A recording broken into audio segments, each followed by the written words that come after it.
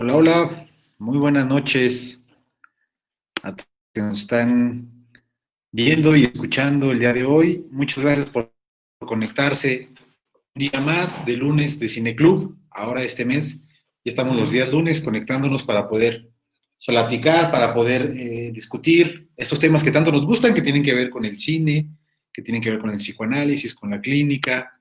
El día de hoy me da muchísimo gusto poder presentarles a una gran amiga, nos conocemos desde hace mucho tiempo, que para mí hace un trabajo formidable, increíble. El día de hoy está con nosotros Yahvé Rivera, quien está encargada del área de psicología del CRIT Estado de México, para platicarnos sobre la película Wonders. Bueno, sin más decir, les voy a presentar a Yahvé.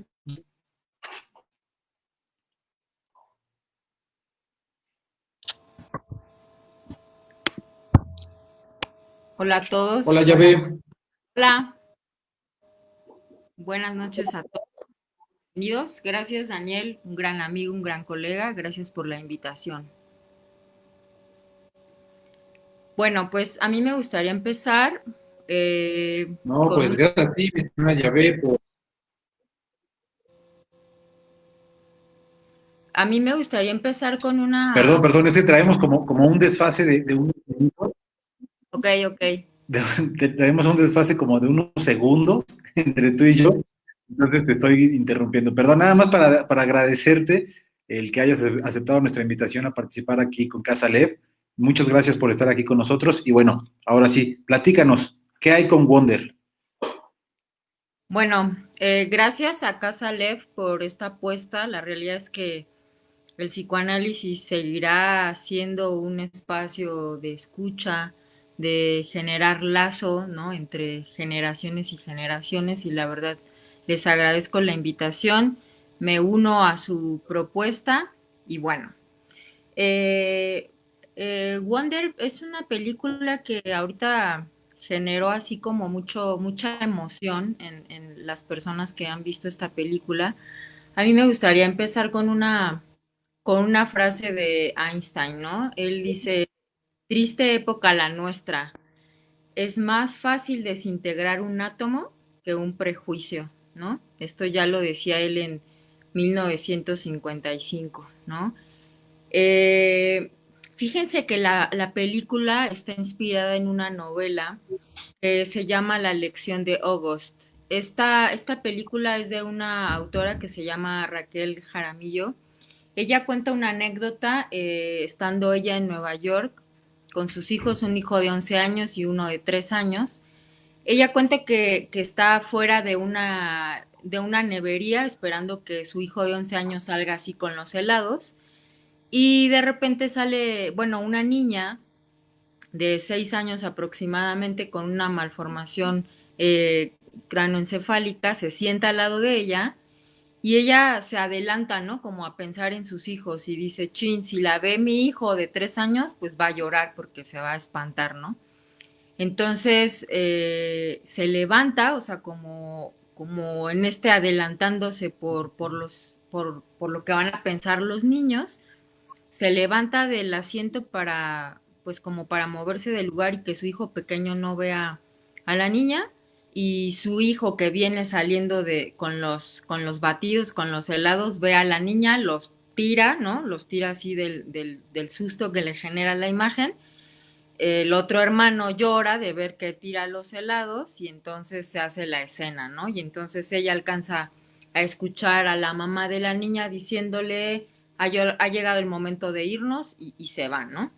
Esta escena a la autora de este libro la hace pues escribir Wonder y pensar sobre esta gran dificultad que tiene la mirada y el contexto y el entorno en la discapacidad, ¿no? Entonces, bueno, eh,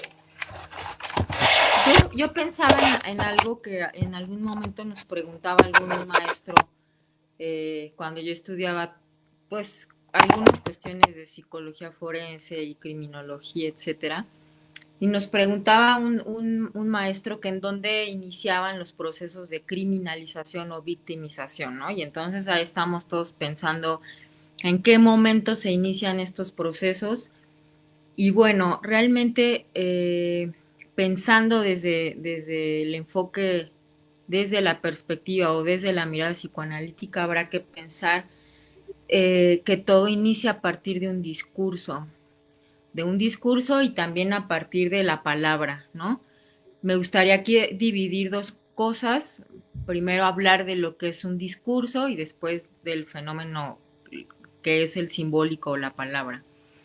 Podríamos pensar que todo este proceso de victimización o criminalización o en general todo un proceso social inicia a partir de un discurso y pensar en un discurso tendríamos que pensar en algo del poder, ¿no? Tendríamos que pensar en esta ciencia positivista que llega a abrir el paradigma de lo que es la salud, ¿no? ¿Qué es la salud? ¿Qué es lo normal? ¿No? ¿O qué es lo bello? Pero si nos vamos un poco más atrás, habrá que pensar a partir de 1476, cuando es la caída del Imperio Romano de Occidente, que, que queda fuera todo lo que es tanto infancia como discapacidad, ¿no? O sea, todo lo que los espartanos consideraban no es bello o no es bonito para nuestra civilización, tiene que quedar fuera. Entonces, desde ese momento queda la discapacidad o todo lo que fuera no bello o no estético como fuera de la civilización. Quiere decir que Aristóteles ya lo planteaba, ¿no? Desde qué es esto de lo bello, desde no o mirar a la diferencia, ¿no?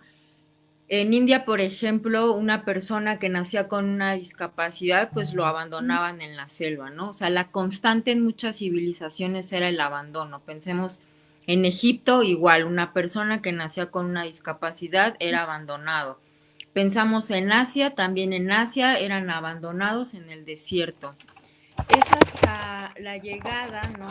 Del cristianismo, ¿no? Bueno, en sí particularmente con Constantino, cuando se empieza a crear las instituciones, pero crear las instituciones desde un movimiento asistencial, ¿sí?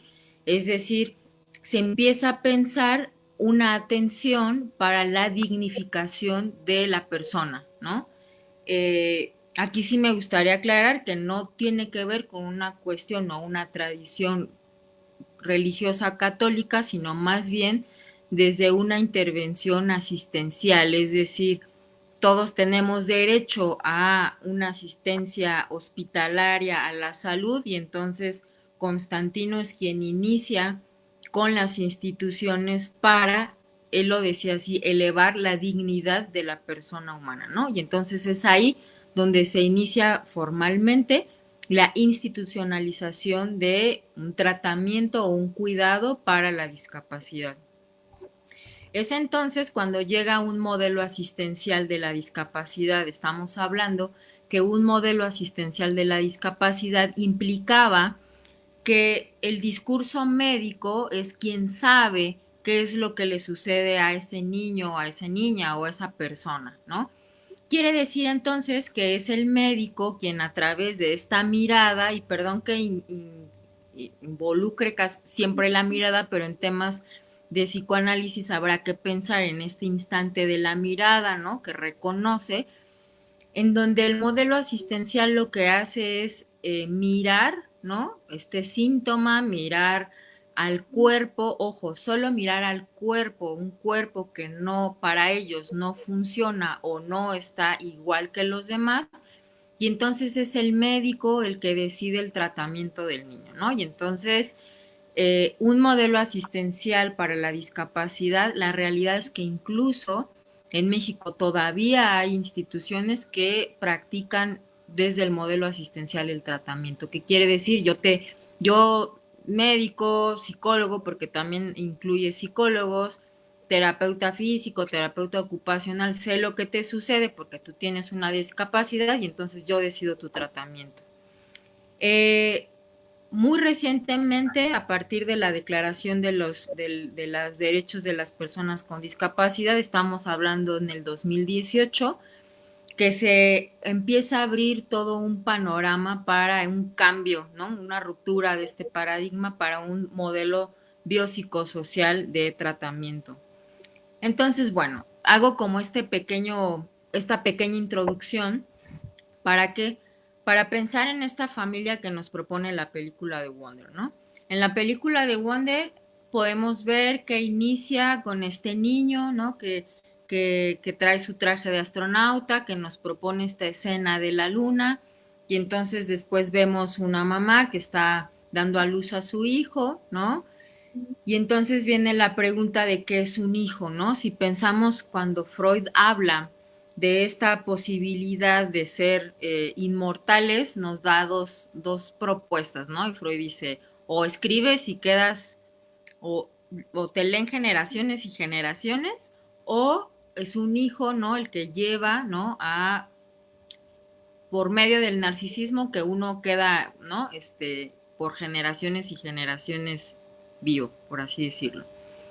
¿Qué pasa cuando primero hay que pensar que una familia, o sea, una mujer, un hombre, cuando les llega esta noticia de, bueno, vas a ser mamá o vas a ser papá, hay que entender todo este proceso imaginario que se da, ¿no? O sea, no, y aquí por eso me gusta el psicoanálisis, porque evidentemente vamos de lo particular a lo particular, ¿no? O sea, si lo pensamos desde otra perspectiva, habría, o sea, entramos en cuestiones muy, ay, pues qué bonito ser mamá, qué bonito ser papá, pero acá el uno por uno, el caso por caso, porque es a partir de esta escucha que nosotros podemos entender cómo esa mujer eh, se coloca en este lugar de madre a partir de poder imaginar a un niño, ¿no?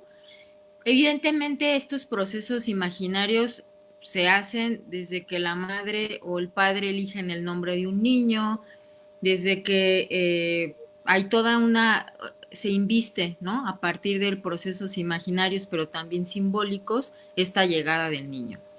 Cuando llega un bebé, el hijo, y hay una condición de discapacidad, hay una fractura muy grande, se rompe, ¿no? Algo del narcisismo de estos padres. Y aquí hay que entender, si ustedes recuerdan la escena de la película al inicio, cuando nace August, esta mirada del padre, o sea, que tira la cámara como en esto ominoso, ¿no? Que ve algo que no sabe qué es.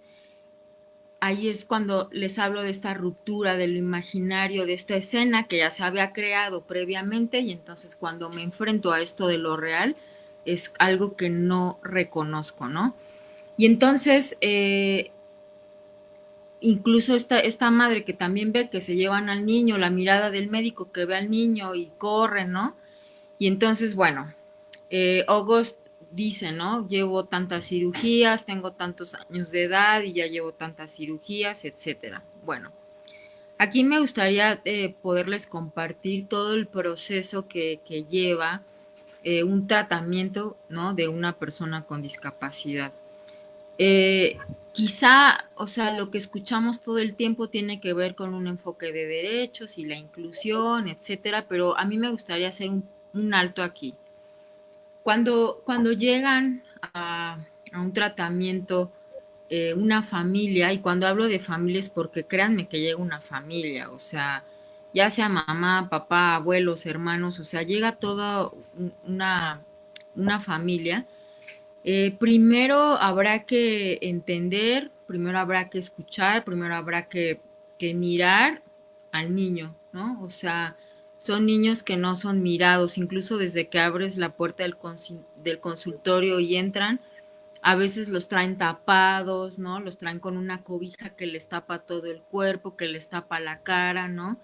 Y esta es un poco la diferencia que hacemos muchos clínicos. No voy a hablar nada más por los psicoanalistas, porque también conozco de otras áreas que hacemos lo mismo, vaya, o sea, en esto de haber, hola, ¿cómo estás, Juan? ¿No? Desde hablarle por el nombre, hacer este contacto con la mirada, me dejas darte la mano, y entonces tú ves la reacción de los padres en donde se quedan como, no, es que él no reacciona, no, es que él no, le da miedo, no lo toques, va a llorar. Y entonces son estas cosas que empezamos a ver como un fenómeno que empieza de lo particular, es decir, de la familia, desde un no lo toques, no lo mires porque va a llorar, ¿no? Y en donde yo muchas veces pienso, bueno, si esto se tiene que romper desde lo interno, ¿cómo quiero o cómo le demando al entorno que lo mire o que lo incluya de la misma manera si hay algo que se está gestando en el interior desde un no reconocimiento? No quiere decir que esto se da en todas las familias porque no es así, pero sí les podría decir que hay un porcentaje alto en donde esto sí se da, ¿no? Podemos ver, por ejemplo, en la familia de August, en esta película que nos presentan, pues como la mamá es quien es la maestra, quien le enseña, ¿no? Quien le presta su realidad, sus palabras para enseñarle el entorno, ¿no? Y entonces ya llega una determinada edad en donde dicen, bueno, ya tiene que ir a la escuela, y entonces empieza todo este proceso que nos muestra la película de bullying, discriminación, etcétera. La película lo muestra así como muy bonito, como que sucedió muy rápido, pero la realidad es que les voy a ir platicando cómo se dan estos fenómenos, porque la realidad es que, bueno, ahí podemos ver a una madre que tiene como estos elementos para poder nombrar, para poder enseñarle al niño, poderle enseñar lo académicamente posible, pero la realidad es que esto muchas veces no puede darse, ¿no? No puede darse porque estamos hablando de una madre, de una mujer que está atravesando por un duelo. Y cuando estamos pensando en un duelo hay que pensar en esta pérdida, qué es lo que perdió, ¿no? Y, y en muchas ocasiones está un proceso melancólico importante, ¿no?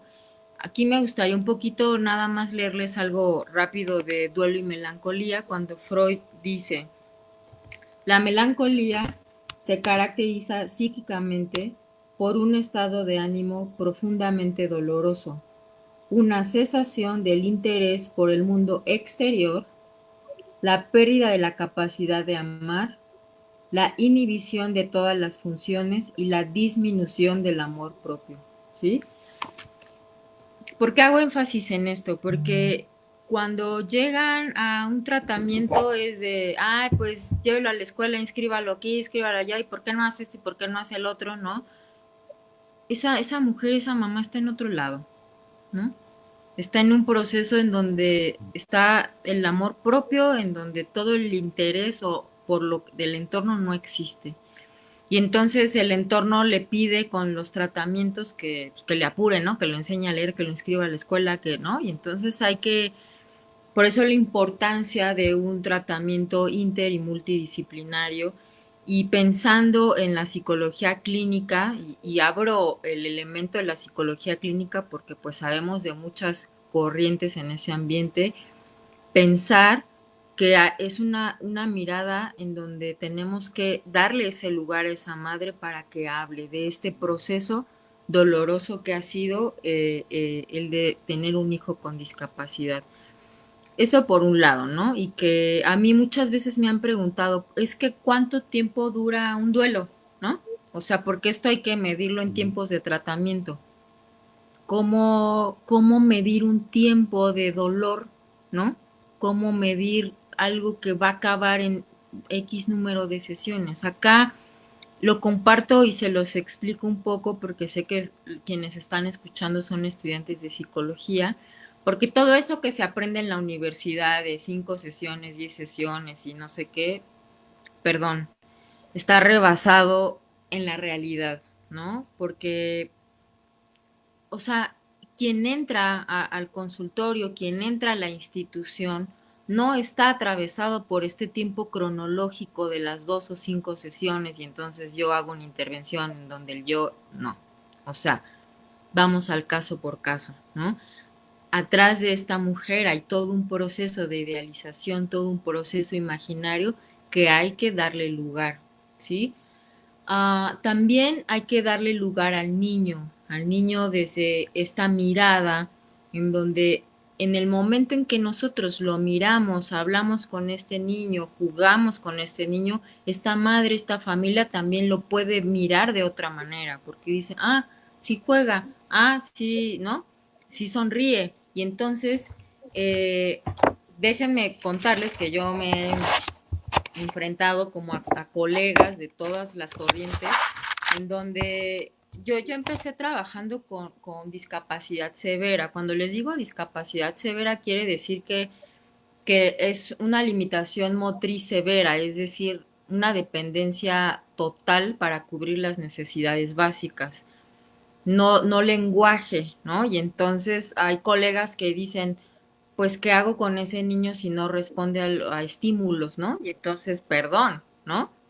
Que si no responde a estímulos, entonces no hay niño. Y entonces ahí yo replanteo la pregunta, ¿qué es un niño? Un niño es porque camina, un niño es porque habla, un niño es porque qué, ¿no? Y entonces mi apuesta, como la apuesta psicoanalítica, tiene que ver en el caso de los niños con el gesto. Hay algo del gesto, hay algo del cuerpo que se da en la escena y entonces es ahí donde nosotros podemos posibilitar un lugar.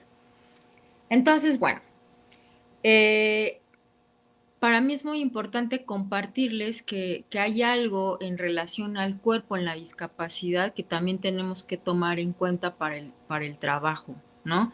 En la película podemos ver un August que se mueve, que camina, que es independiente, que habla, ¿no? Este, en la película el énfasis está mucho en la mirada, que tiene que ver con esto que te asombra, que te espanta en relación a su rostro. Pero estamos viendo un niño funcional, un niño que puede ir al baño solo, un niño que camina, un niño que habla, un niño que aprende. Pero en la realidad es que a veces hay discapacidades que tienen varias limitaciones, ¿no? El movimiento es una, la comunicación es otra, a veces hay cuestiones intelectuales de por medio y entonces por eso les decía, es algo complejo, es algo que hay que ir tocando con sus matices, ¿no? Entonces, bueno, cuando los padres se enfrentan al diagnóstico de discapacidad, pues se enfrentan a muchos diagnósticos. Uno de los diagnósticos más grandes tiene que ver pues con el médico y el diagnóstico médico generalmente tiene que ver o hacen énfasis los médicos con las limitaciones en la funcionalidad, es decir, no va a poder caminar, va a depender de una silla de ruedas o va a necesitar de un andador o va a necesitar auxiliares auditivos, etcétera, etcétera. Y entonces, a partir de ahí hay algo en relación al cuerpo, ¿sí? En donde también nosotros ¿cómo le podemos decir? Como testigos, ¿no? Como estando ahí en el tratamiento del niño, hay que trabajar en relación al cuerpo, porque ¿qué es el cuerpo? ¿En dónde duele el cuerpo? ¿No? Muchas veces al niño todavía ni lo tocas y ya está llorando el niño, ¿no? Y entonces la mamá te dice es que le duele, ¿qué le duele? ¿No? ¿A quién le duele? ¿Le duele al niño? ¿Le duele a la mamá? ¿O qué le duele? Y entonces también hacer una intervención para hacer un proceso de diferenciación tiene que ver con el trabajo del duelo. O sea, no podemos pensar en un trabajo, ¿no? De esta diferenciación si no elaboramos este trabajo de la mamá o del papá con un duelo, ¿sí? Porque acuérdense que Freud decía, bueno, hay algo del yo que se pierde con ese objeto, ¿sí? Y habrá que diferenciar de qué cuerpo estamos hablando. Entonces, cuando nosotros le damos a este niño esta escena, es decir, esta posibilidad, ¿no? De ser, de desear, entonces hay un cuerpo que desea, hay un cuerpo que pide, ¿me explico? Y entonces esto hace la diferencia entre un tratamiento asistencial y un tratamiento que puede visualizar al niño no nada más como un cuerpo que se mueve o que no se mueve, o como una persona que forzosamente tiene que ir a la escuela, ¿no? Porque hablar de procesos de inclusión también tiene sus matices. Ok, entonces, bueno, eh, si ustedes se dan cuenta, bueno, no sé si quieras preguntar algo ahorita, Dani, o me sigo. Pues nada más agregar, o sea, que esta cuestión me parece Me sigo. sumamente importante, ya ve, porque, porque al parecer esta cuestión con los padres es fundamental, es indispensable. No sé tú cómo lo No piensas, te escucho, pero Dani. O si sea, los veo padres que no son... abres, que hablas, pero no te escucho.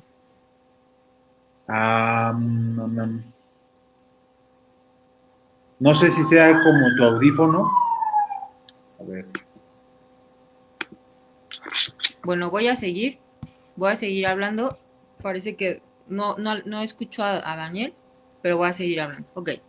Les voy a platicar un poquito y regreso al tema del instante de la mirada, porque acuérdense que en los tiempos lógicos que nos propone Lacan, habla de este instante de la mirada en donde hay alguien que se adelanta, ¿no? Y en este adelanto tiene que ver con esto que yo no pasa por esta mirada, esto que nos estamos viendo, ojo, ¿no? O sea, sí, no vaya. Pero a lo que voy es que les voy a platicar algo rápido. Yo empecé a trabajar con niños con discapacidad en una escuela judía hace ya muchos años. En una escuela judía en donde el discurso de todos somos iguales y todos somos hijos de Dios y todos iguales, iguales, no es cierto, ¿no? Porque la realidad es que este niño no era mirado, o sea, sabían que estaba en la lista, todos sabían su nombre, pero no había un solo niño que lo mirara, o sea, era como que lo veían y no había mirada. Yo entré como acompañante terapéutico con esta finalidad de hacer lazo social y por ahí algunas cuestiones que tenían que ver con a cuestiones académicas, pero yo era agredida todo el tiempo también porque eh, era como, ¿y tú quién eres? Y tú eres así, con estas palabras se los voy a decir, era, tú eres la chacha, tú eres la muchacha, ¿no? Porque era como ver a una mujer que acompaña a un niño, automáticamente es alguien que, pues que le ayuda a, no sé, a ir al baño, ¿no? Entonces era, no, yo me llamo Yahvé y soy acompañante terapéutico y hago esto y hago el otro, y entonces desde esa comunidad, que es una comunidad muy particular, era pues como por qué una mujer estudia y como por qué entra y por qué no te casas y por qué no tienes hijos, etcétera, etcétera, ¿no? Entonces, bueno, eh, a mí me preguntaban por el niño, ¿y qué le pasa? ¿Y por qué no habla bien? ¿Y por qué ocupa tales cosas? ¿Y por qué esto? ¿No? Y entonces yo le decía, no me preguntes a mí, mira, te presento a, ya decía el nombre del niño, pregúntale tú, etcétera, pero créanme que esta mirada, esto de los niños, de no sostenerle la mirada, de no mirarlo, era desde una cuestión de, es que me da miedo, es que no lo quiero ver, ¿por qué tiene la boca así? ¿Por qué tiene la nariz así? Etcétera, ¿no? Entonces, pensar en esto que hablaba al inicio de la cultura, de lo social, de no mirar como lo diferente, ¿no? Eh, Pensar en la psicología, o sea, cuando hay algo que no responde a un estímulo, quiere decir, pues no hay como cerebro o algo que responda es igual a no hay humano, me parece una cosa pues que ya quedó de, ya queda fuera de lugar, vaya, porque sabemos que no importa que algo no responda a un estímulo, hay un gesto, hay una mirada, hay contacto. Y entonces, cuando hablo del gesto, les propongo este tema que ya también Freud trabajaba, que trabajan muchos psicoanalistas que trabajamos con niños, que tiene que ver con que ese gesto yo lo tomo y entonces puedo generar una escena que es el juego, ¿sí? Eh, es esto que August nos propone desde el inicio de la película, ¿no? Que con el casco, que este casco le permite, ¿no? De alguna manera salir, protegerse de esto tan agresivo que es el entorno, es a través del juego que él puede, eh, vaya, como salir eh, ante lo agresivo que es el entorno, ¿no? Y entonces él se pone su casco, va a la luna, y entonces si se dan cuenta en muchas escenas de la película, el juego entra como defensa, ¿no? O sea, cuando es la escena del Halloween, ¿no? Donde entra con su máscara y todo mundo lo saluda y él entra todo feliz a la escuela, ¿no? Es esto que el juego genera, ¿no? Como en el juego no hay tiempo, en el juego no hay, o sea, en el juego se puede todo, vaya, ¿no? Y entonces, cuando él se enfrenta a esto de escuchar, ¿no? A los compañeritos que le dicen, no, bueno, es que ¿por qué le hablas, no? Si yo estuviera así, ¿no? Y entonces cuando él escucha todo eso, bueno, cae, ¿no? Como todo esto que sucedía. Regreso un poco a la escena del juego para decirles que esto es un poco la apuesta que siempre debe de estar en un niño, no solo en un niño con discapacidad en general, vaya, o sea, es el juego el que le da la posibilidad al niño de manifestar y de jugar a la vida, a la muerte, por eso el niño en el juego destruye, ¿no? Hay papás que se angustian porque me dicen, es que no está bien que esté jugando todo el tiempo a destruir o que esté violento o que todo el tiempo mate, ¿no? ¿Por qué no? ¿No? O sea, ¿por qué no? ¿No? El juego es lo que le está permitiendo al niño elaborar, ¿no? Elaborar un deseo, elaborar el enojo, elaborar la frustración, etcétera. Entonces, como ustedes pueden ver en la película, Hugo juega, ¿no? Siempre está en un personaje, también juega con su papá, con su mamá, esto le da la posibilidad de sentir, ¿no? Que tiene un lugar, que tiene un nombre, etcétera. Esto es algo que particularmente me gustaría compartirles, que cuando yo trabajo con los niños en relación al juego y traigo a la escena a los papás y que entren a jugar, empieza el caos. Empieza el caos porque los papás se sienten verdaderamente observados. O sea, dicen, es que a qué voy a jugar si no se puede mover. ¿A qué voy a jugar si no habla? ¿A qué voy a jugar si no me pide nada? ¿No? Y entonces les platico un poquito que yo he estructurado una serie de grupos de niños en donde lo que hago es, vaya, paso a paso ir como adentrando pues como a los papás en esta lógica del deseo, en esta lógica del juego, ¿no? Y la primera sesión yo siempre la denomino así, como el juego de la mirada, ¿no? En donde hay que mirar a este niño, ¿no? Eh, Hay papás que no pueden, ¿no? Como mirar tanto tiempo al niño porque viene el llanto, porque viene el enojo, porque viene la frustración. Incluso ustedes vean cómo el niño cuando es cargado por la mamá y esta mamá le habla, ¿no? Este niño es mirado, incluso cuando le va a dar de comer, que la mamá está haciendo el juego del avioncito, la mamá abre la boca, presta su cuerpo para que el niño abra su boca y reciba este alimento, ¿no? Y entonces en muchos de los casos de los niños con discapacidad este juego no está, ¿no? Este juego no está porque también han sido niños que han pasado por procesos de hospitalización muy prolongados.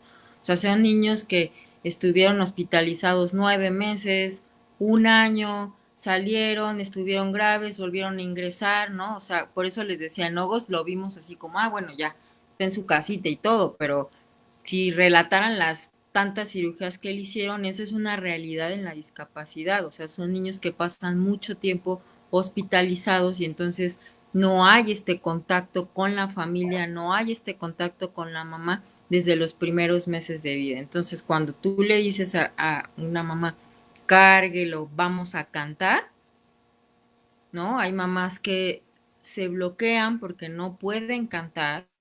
Hay mamás que llegan al llanto porque dicen, bueno, es que él era muy bebé y nunca le canté, ¿no?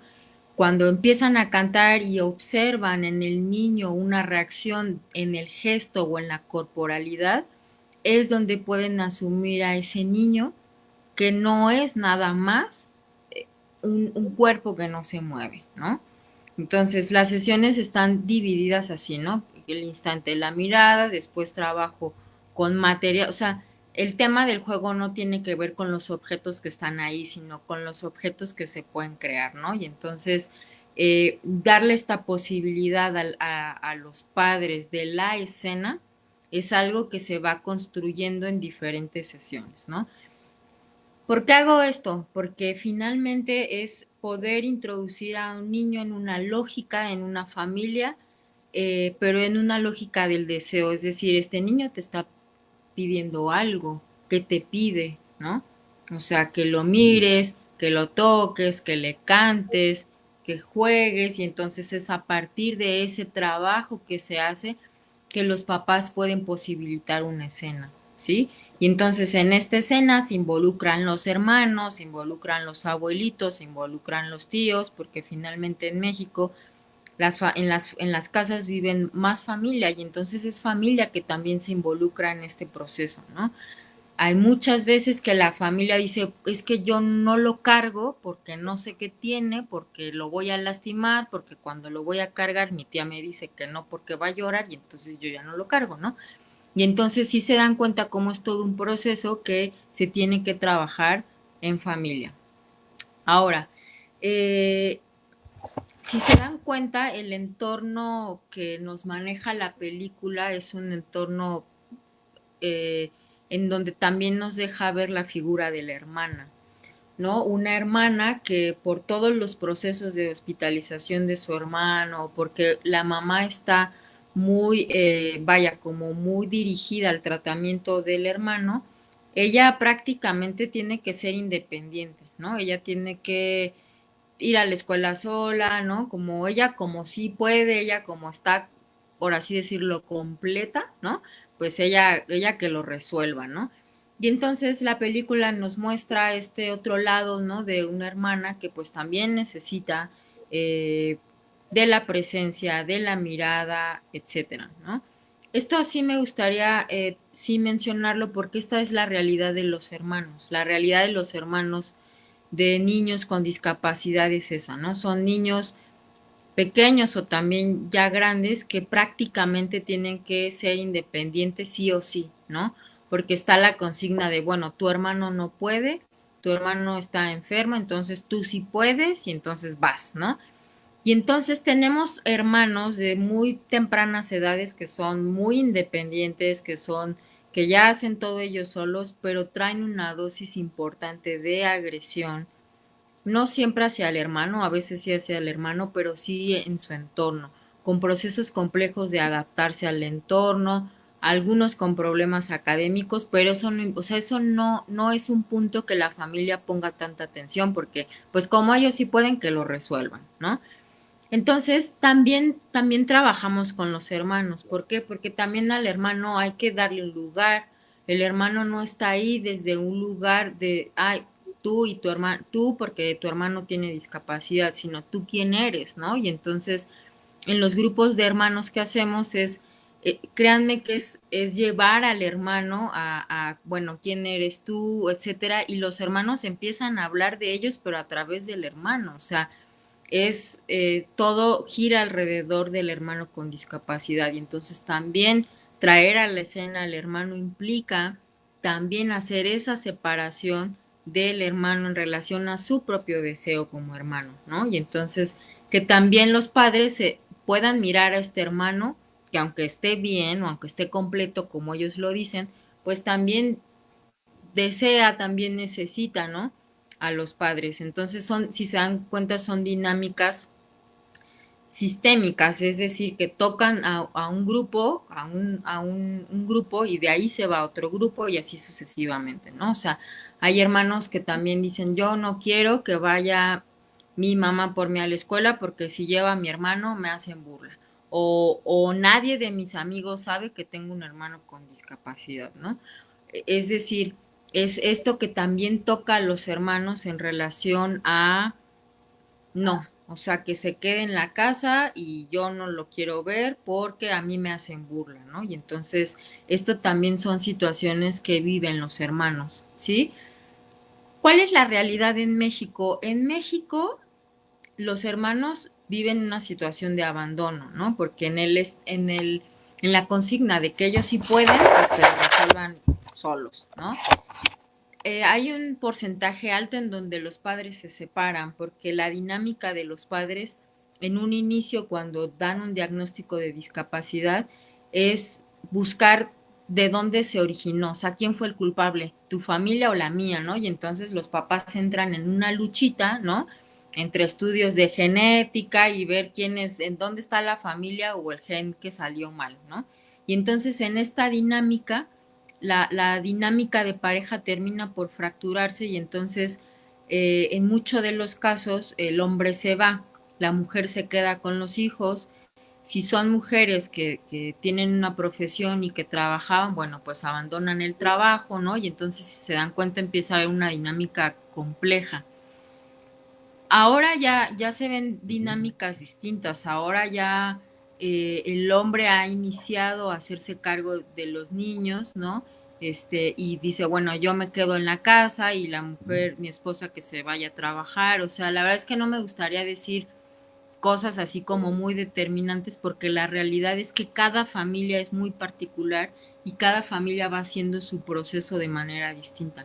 Aquí lo importante es pensar desde mi postura, desde mi ambiente, sí, por así decirlo, cómo es que voy a hacer la intervención, o sea, cómo voy a marcar la diferencia en esta familia, porque la realidad es que todas las demás áreas lo que están haciendo es tratar de normalizar, ¿no? O sea, el terapeuta físico, el ocupacional, el médico, como, bueno, del 1 al 5, su hijo tiene que llegar al 5, pero vamos a tratar de que llegue al 3, ¿no? Con este proceso de que se acerque medianamente a lo normal. La realidad es que en términos de intervención clínica psicológica de la corriente que ustedes quieran, no vamos a normalizar nada, o sea, no vamos a hacer una intervención para normalizar, porque entonces caeríamos nuevamente en esta postura de entonces lo que es un niño, qué es lo que, o sea, qué es un niño completo. Y entonces evidentemente es que el paradigma de la discapacidad, lo que nos deja siempre ahí todo el tiempo, tiene que ver con esto falso de la completud. La realidad es que nosotros tampoco estamos completos, ¿no? El simple hecho a lo mejor de imaginarnos que tenemos un cuerpo y que está completo, pues eso es algo que nos hemos creído, pero la realidad es que siempre hay algo que hace falta, ¿no?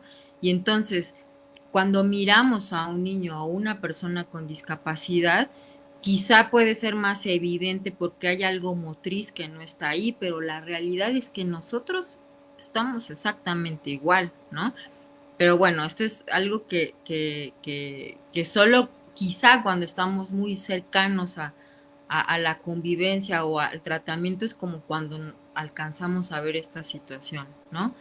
Eh, Les decía que la realidad en México es muy distinta a lo mejor a lo que nos presenta la película. En la película podemos ver que es un niño que de manera gradual va haciendo por sus habilidades intelectuales o por lo que el niño sabe hacer, pues va siendo aceptado de manera paulatina en su escuela, ¿no? Entonces podemos ver que todo va muy bien y bueno, le dan el premio y entonces ya la escuela lo quiere y todo. La realidad es que cuando empezamos los procesos para que un niño vaya a la escuela, empieza la guerra social. Y cuando digo que empieza la guerra social es porque, para empezar, toda persona tiene derecho a la educación. O sea, eso dice la Constitución, ¿no? Que toda persona que nace en México tiene derecho a la educación. O sea, es un derecho humano, vaya. Y entonces cuando la mamá o el papá va a la escuela a integrar al niño, empieza la primera barrera. No puede entrar a esta escuela porque tiene discapacidad, o porque no habla, o porque está en silla de ruedas, o porque no camina, o por, ¿no? Y entonces empieza la división. Pues entonces vaya y llévelo a una escuela especial, ¿no? Los famosos CAM, los centros de atención múltiple. Los centros de atención múltiple se hicieron, ¿no? Para integrar a los niños con discapacidad a un modelo educativo. Un modelo educativo que respondiera a sus necesidades, a sus tiempos, a sus capacidades. La realidad es que hay muchos tipos de discapacidad que no necesariamente tienen que estar en un centro de atención múltiple. O sea, es un niño que tiene una capacidad cognitiva igual, que puede estar incluido en una escuela regular, pero por el simple hecho de necesitar o de usar una silla de ruedas o un andador o una prótesis, la directora dice no, aquí no hay porque aparte no hay este elevador, los salones no están adaptados, no tenemos USAER, y entonces empieza todo un proceso de discriminación, primero por las autoridades educativas, ¿sí?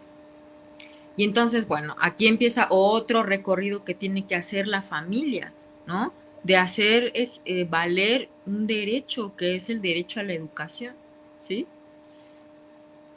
Vamos a suponer que el niño ya está integrado en la escuela, ¿no? O sea, que dicen, bueno, sí, entre, ya, que entre.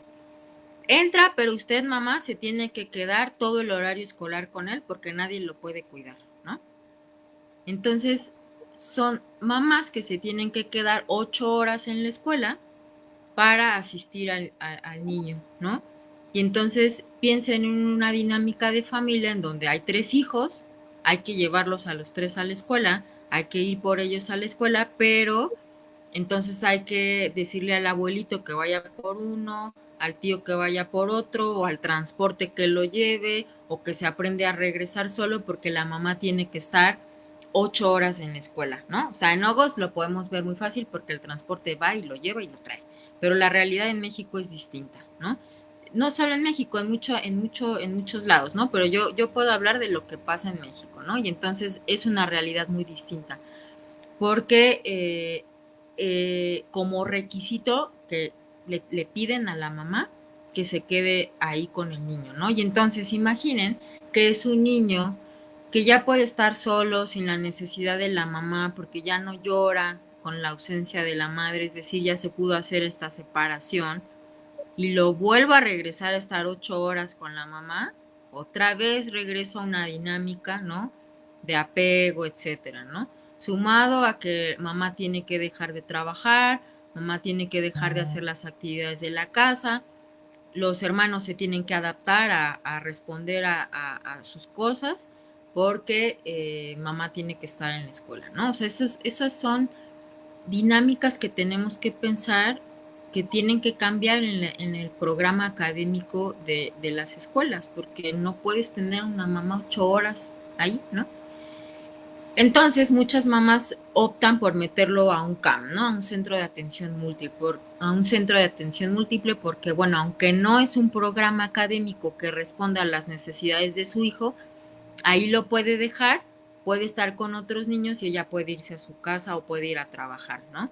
Y entonces, cuando estamos hablando de inclusión, nada más es convivir por convivir, o sea, porque aquí está la dinámica, o sea, cuál es el principal objetivo de que el niño vaya a la escuela?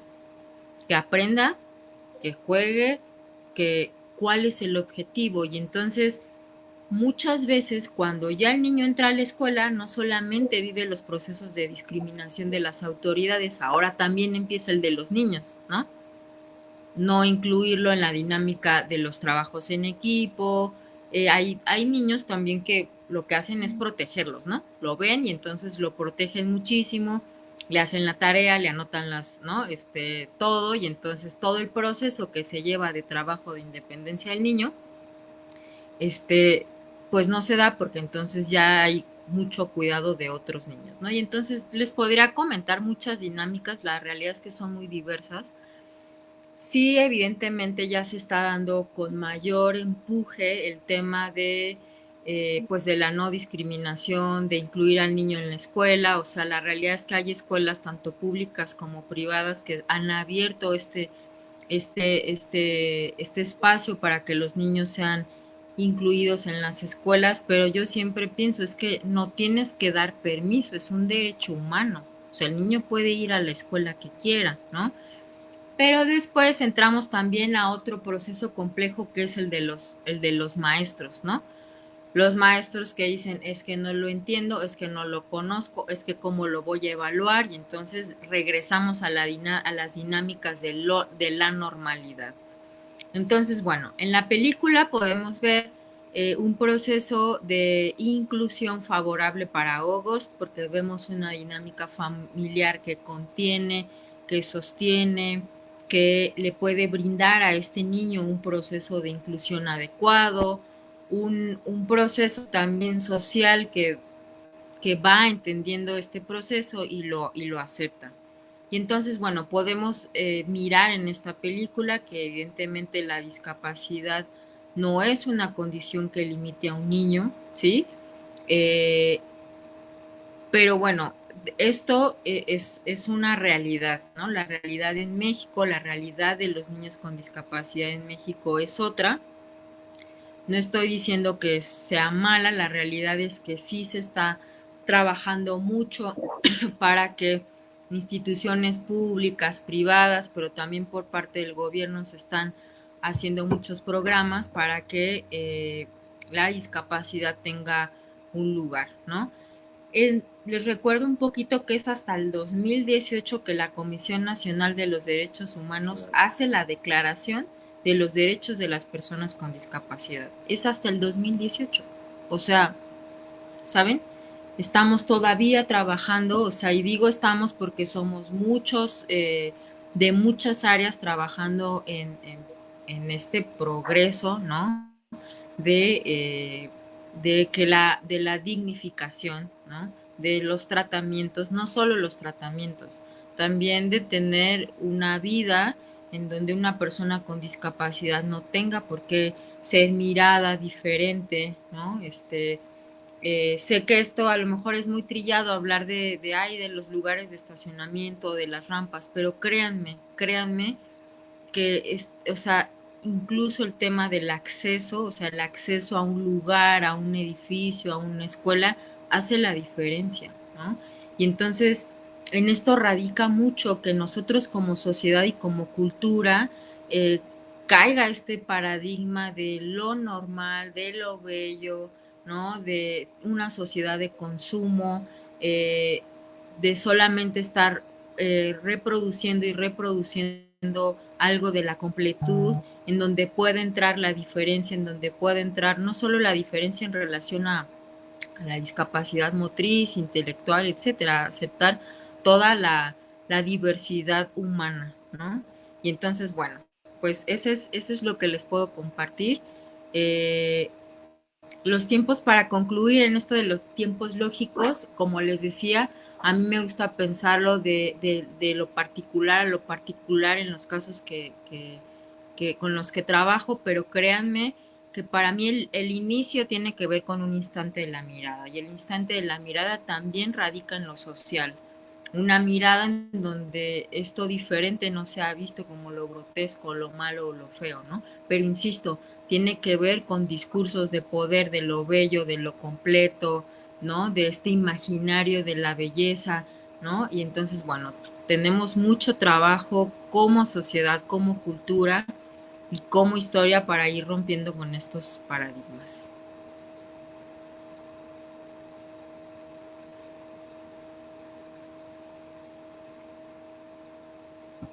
Ok. ¿Me escuchas, Llave? ¿Me escuchas? Ok, Bueno, no voy sé a si la leer gente que está un poco conectada me sus escuche, me pueda decir, preguntas. Es que porque no no sé si escucho a sea yo Daniel. el que no. Solo veo que habla, pero no lo escucho. Yo no lo escucho. Dice, A ver, te voy a mandar un. sí, también por ahí Luna Morena dice, hablando en el tema de los hermanos, eso sucede no solo cuando un miembro de la familia sufre discapacidad, pasa entre hermanos sin discapacidad que les relegan responsabilidades que no les corresponden. Sí, o sea, los hermanos a veces tienen que cuidar a otros hermanos o tienen que hacer cosas de la Ahí, casa, por eso les decía, ahí es me una escuchas. dinámica sistémica, es decir, que toca y que mueve una dinámica familiar, ¿no? Y entonces los hermanos se tienen que adaptar sí o sí, ¿no? Y entonces esto empieza a generar una especie de agresión, de violencia dentro de la dinámica familiar, ¿no? Son hermanos que crecen muy solitario, que crecen muy abandonados. Y no todos, la realidad es que el enojo no siempre se va al hermano con discapacidad, se va más bien como a los padres, al entorno, pero sí, sí sucede. Eh, en experiencia, Luna, ¿qué faltaría para que esto cambie? Bueno, la realidad es que es un todo, ¿no? O sea, yo te puedo hablar desde lo o sea, desde un enfoque clínico, o sea, porque también, o sea, también te lo decía, o sea, eh, también las personas tienen derecho a saber su Bueno, bueno. diagnóstico. O sea, a veces los médicos no les explican a las personas cuál es el diagnóstico, cuál es, o sea, que pueden vivir, ¿no? Con esa discapacidad, que pueden ir a la escuela, o sea, más bien generalmente el discurso médico se va a lo que no puede hacer. Entonces, si tú como profesional te vas nada más a decir lo que no puede, ¿qué posibilidad estás dando? O sea, como qué camino estás dando, ¿no? Y entonces a mí me parece que de ahí hay que partir desde un cambio, ¿no? O sea, desde un modelo médico que pueda posibilitar otra mirada.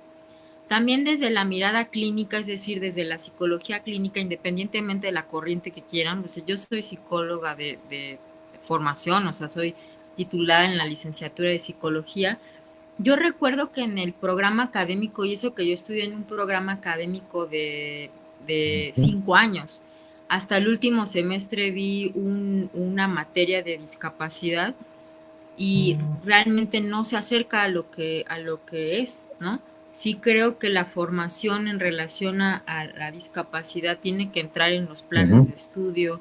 Eh, Esto en la formación clínica también tiene que ver con pues un cambio en el paradigma social. O sea, es, como les decía, el discurso tiene que ver con un discurso de poder, y si pensamos en un discurso de poder, estamos pensando en estos discursos capitalistas, ¿no? De sociedades de consumo, en donde todo tiene que estar completo, en donde está este imaginario de lo bello, de lo estético, de la completud, y entonces, bueno, esto es histórico, ¿no? Esto es histórico y no nada más de México, o sea, va por todo el mundo. Entonces, a mí me parece que incluso pensar en derechos para las personas con discapacidad es como hacerlo. ¿Por qué? Si tienen exactamente los mismos derechos que tú y yo por el simple hecho de ser personas, ¿no? No hay que hacerles uno específico de discapacidad. O sea, claro que tienen que ir a la escuela, claro que tienen derecho al trabajo, claro que tienen derecho a un sistema de salud, pero hay que especificarlo porque pues ni siquiera eso se respeta, ¿no? O ni siquiera eso tienen acceso. Entonces, bueno, es todo un cambio de paradigma social. Y como les decía, imaginen que es a partir del 2018 que se hace la convención, que se publica la convención sobre los derechos de las personas con discapacidad. O sea, es algo que apenas se está trabajando y que se está planteando en muchos países, ¿no? ¿Ya me escuchas, ya ve? ¿Ya me escuchan?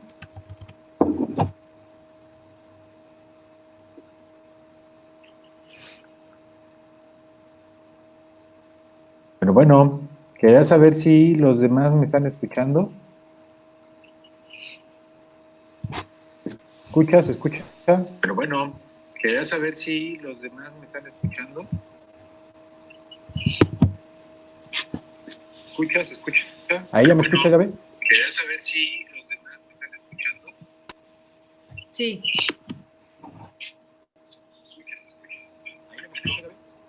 sí, te escucho. Ah, ok, excelente. Entonces, creo que el micrófono.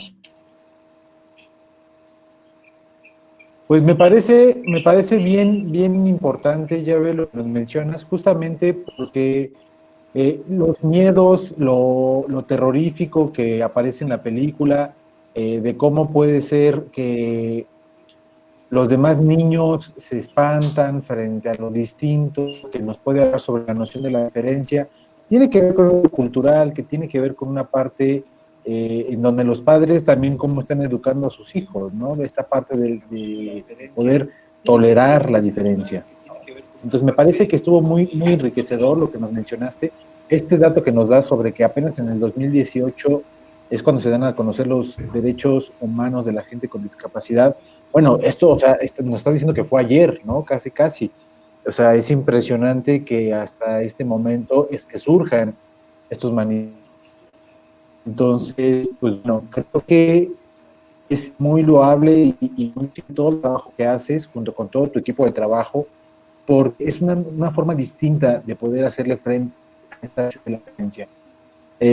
Creo que no tiene que ver, como bien lo mencionabas, con únicamente poner centros de atención múltiple, o que es un trabajo también importante, pero no únicamente, o no únicamente hacer rampas, o no únicamente abrir espacios, sino creo que es un trabajo multidisciplinario, es un trabajo interdisciplinario, que lleva, bueno, que parece que en México se está empezando, se está haciendo, se está creando, pero nos hace falta muchísimo, muchísimo por avanzar.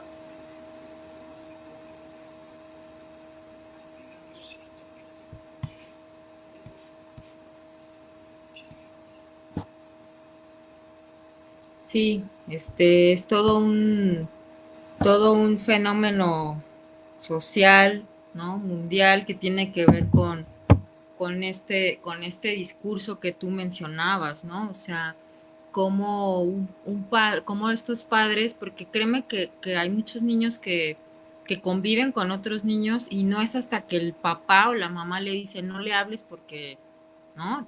Tiene discapacidad. Es hasta que el adulto inserta en este discurso, en esta percepción de la realidad, la falla, que el niño cambia, ¿no? Esta realidad. Y entonces, bueno, si pensamos quiénes son quienes interpretan la realidad del niño, pues ahí están los padres, ¿no? O sea, esta posibilidad que le dan a ojos de estos papás es porque es esta realidad que le muestran, pero es la misma realidad que los otros padres les muestran a sus hijos, ¿no? Y entonces poder mirar a otros niños o poder mirar la diferencia es trabajo de todos, tengamos o no tengamos hijos, ¿no? O sea, esta es una cuestión cultural, social, que nos va a tomar un tiempo,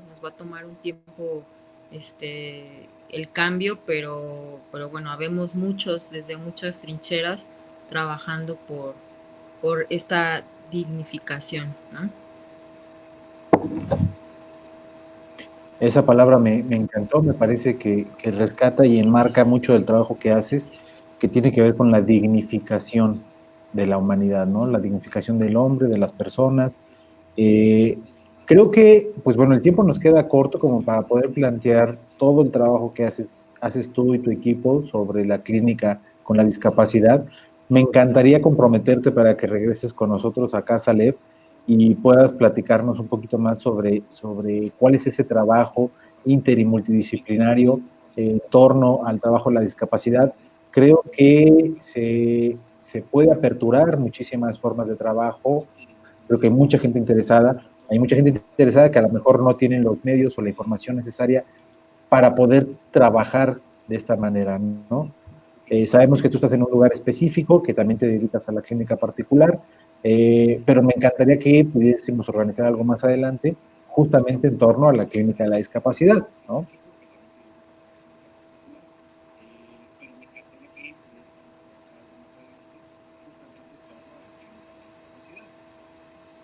Claro, la verdad es que es un tema muy amplio. A mí me gustaría poder compartir todo el trabajo y la apuesta que tengo sobre el trabajo en sexualidad, sexualidad y discapacidad, eh, todo el trabajo que hay también de juego, esto que les planteaba, ¿no? O sea, del juego en la discapacidad, sexualidad, el trabajo de duelo en relación a, o sea, en la mujer, en el hombre, este cambio de roles, incluso la figura de los abuelos, el desgaste del cuidador primario, o sea, hay todo un trabajo que con todo gusto me gustaría poder mostrarles.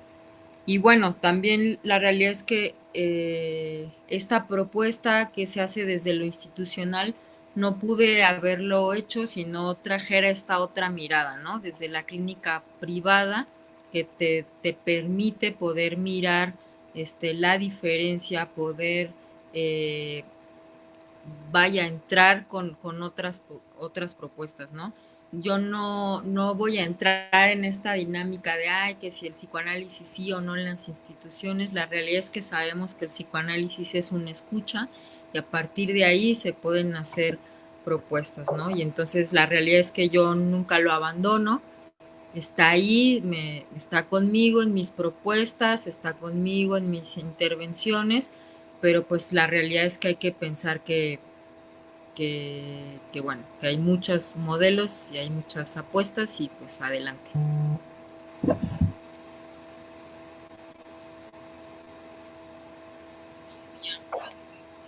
Ok, creo que perdimos conexión en un momento con Yahvé.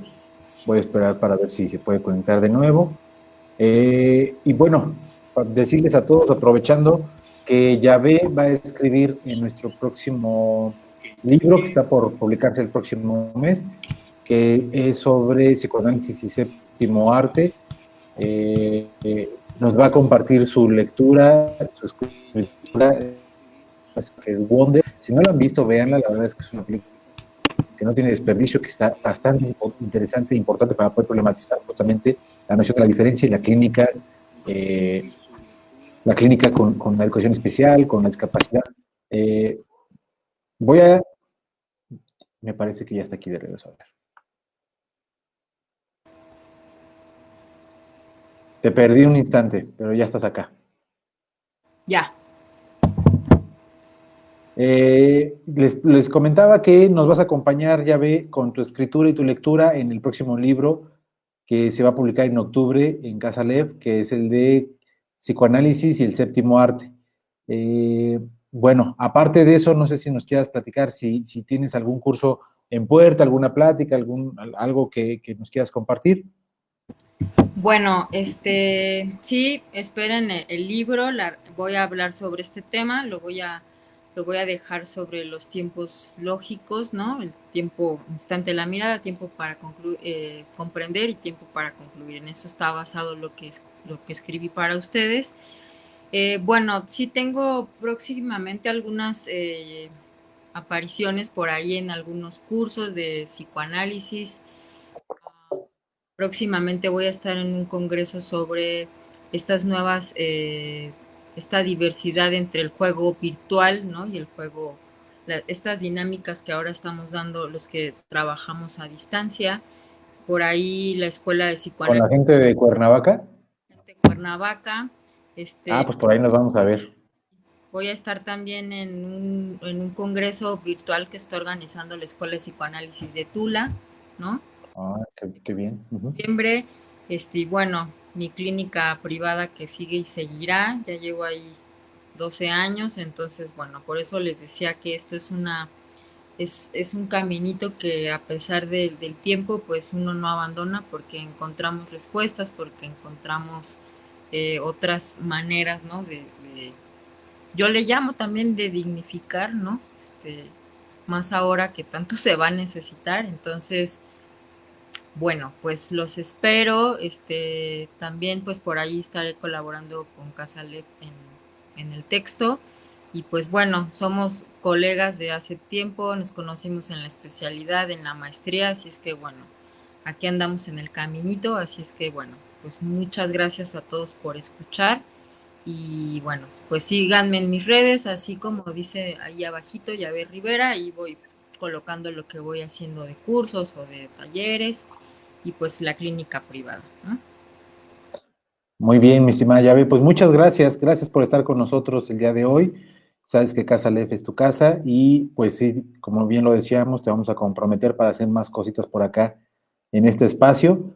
Siempre es un gusto poder compartir contigo y bueno, nos estamos viendo pronto ahí en algunos otros lugares y también por acá, ¿vale? Vale. Gracias a todos. Muchas gracias. Felicidades a Casa Lef por la apuesta y por seguir haciendo lazo. Abrazo a todos. Muchas gracias. Y gracias a todos por conectarse el día de hoy en este lunes de Cine Club. La próxima semana estaremos trabajando con José Antonio desde Morelia.